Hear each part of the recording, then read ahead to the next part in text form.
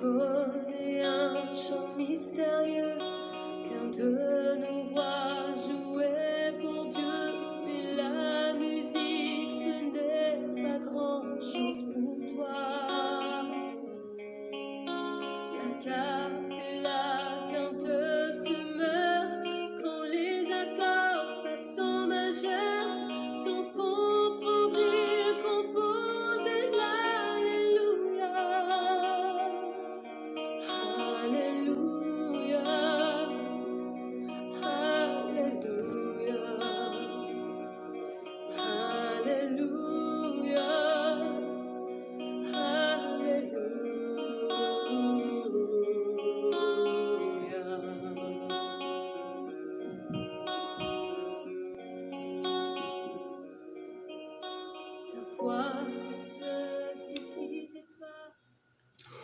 Bonjour chers frères et sœurs dans la foi, je viens à vous pour cette journée de vendredi, m'acquitter en quelque sorte d'une dette concernant une pensée que j'avais déclinée dans une des capsules au sujet du fait que le chrétien doit se comporter comme un aigle. Je lis donc dans le livre d'Apocalypse, chapitre 4, à partir du verset 6. Devant le siège du roi, il y a comme une mer aussi transparente que du verre. Au milieu, autour de ce siège, il y a 4 êtres vivants qui sont couverts d'yeux, devant et derrière. Le premier être vivant ressemble à un lion. Le deuxième à un jeune taureau, le troisième ressemble à un être humain et le quatrième ressemble à un aigle qui vole. Les 4 êtres vivants ont chacun 6 ailes. Ils ont des yeux partout, sur les ailes, sous les ailes, et jour et nuit ils chantent sans cesse, Saint, Saint, Saint, le Seigneur Dieu Tout-Puissant, celui qui est, qui était, et qui vient. Ce texte, qui se retrouve dans le livre d'Apocalypse, on le retrouve de la même manière dans le livre d'Ézéchiel, chapitre 1er.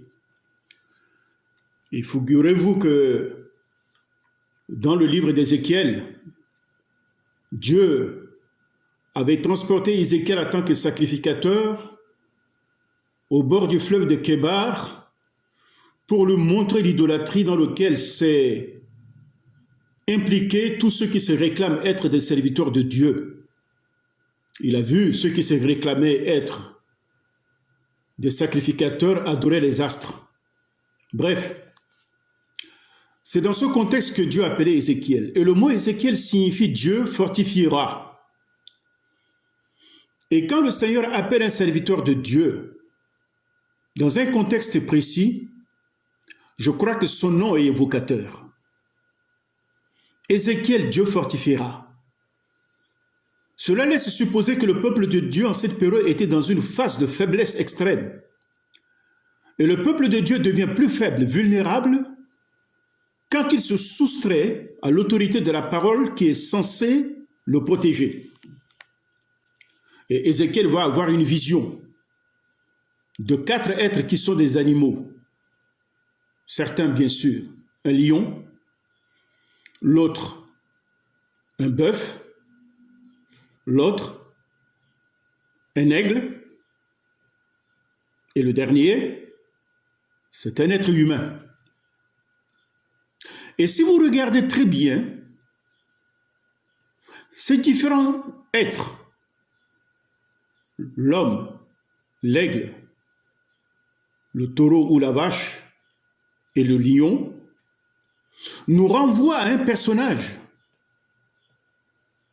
Et ce personnage n'est rien d'autre que le roi des rois, Jésus le Christ.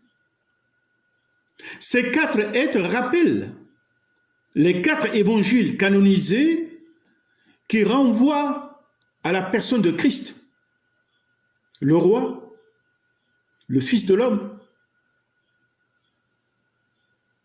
le serviteur de l'Éternel, est celui qui vient du ciel, le divin. Le bœuf ou le taureau renvoie au service. L'être humain renvoie à la créature, à la ressemblance à l'image de Dieu. Le lion, car de Jésus, on va l'appeler le lion de la tribu de Juda. Lui qui était l'agneau, il sera appelé lion. Et le dernier, l'aigle. L'aigle est un oiseau qui n'est pas comme les autres oiseaux. Il est le symbole de la royauté. Il survole le vent, il est dans le ciel. Je crois que Napoléon avait pour mascotte l'aigle. Parce que cet oiseau, à cause de la particularité qu'il représente, il fait figure d'un animal de noblesse. Il ne se nourrit pas des charognes. Et c'est l'image du chrétien à qui Dieu a donné les ailes de la foi. Quand celui-ci est réellement mort et ressuscité avec le Christ, il recherche les choses d'en haut, où Christ est assis à la droite de Dieu. Quand tu es dans l'œil de l'aigle, tu vois les montagnes comme une tête d'épingle. Il regarde les choses d'en haut. Son regard est un regard divin. Le chrétien est censé être comme un aigle, avoir un regard divin. Pas comme un charognard.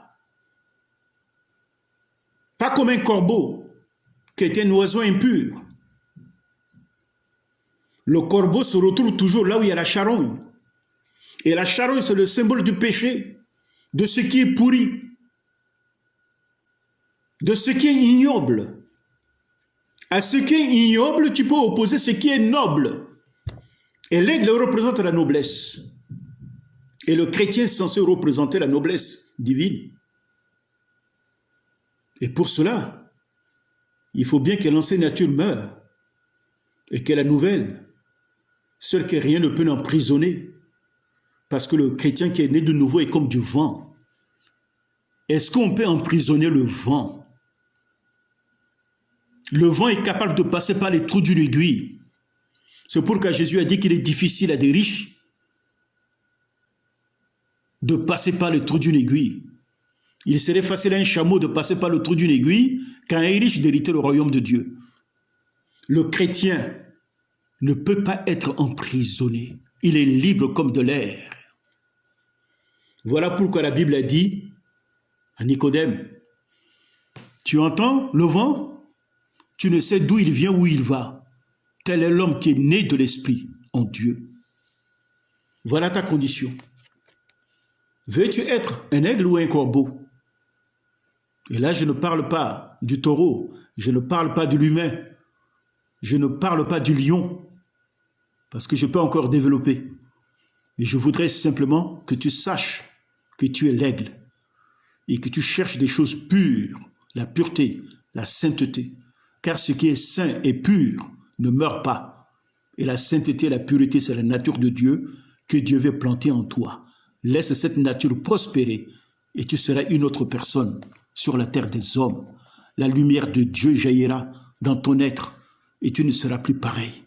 Sois béni, mon frère, sois béni, ma soeur, pour cette semaine qui se termine. C'est le premier message du 1er mai.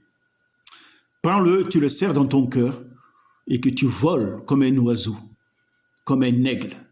Sois béni au nom de Jésus, le Christ. Amen.